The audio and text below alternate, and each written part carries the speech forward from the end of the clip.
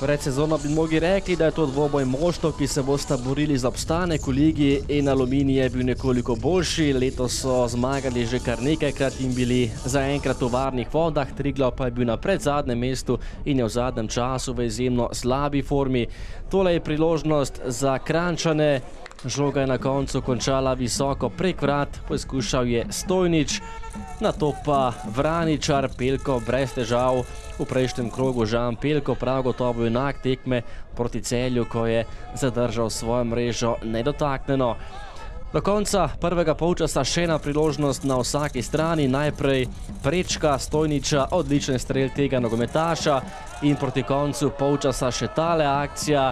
Najprej poskušal Vraničar, potem pa je streljal še Jeleč, vendar 11 metrovke ni bilo. Domači so zahtevali igro z roko. Drugi polčas in odličen začetek za nogometaše Aluminija. Najprej z glavo meril Vraničar, potem pa je prišel do žoge Marko Drevenšek in s temle izjemnim strelom premagal Žana Pelka za 1:0. Prav gotovo eden izmed najlepših golov tega kroga in celotnega prvenstva. Drevenšek pa je poskrbel za prednost domačih iz Kidričevega. Še ena kombinacija Kranjčanov, po podaji Šmita je streljal Zolič, nastreljal vratarja Murka. Aluminij pa je bil nevaren v protinapadih. Tole je že njihova prva priložnost. Poskušal je Rešek, ki pa je zgolj ogrel dlani vratarja Pelka. Še ena kombinacija domačih, spet mimo gola Rešek.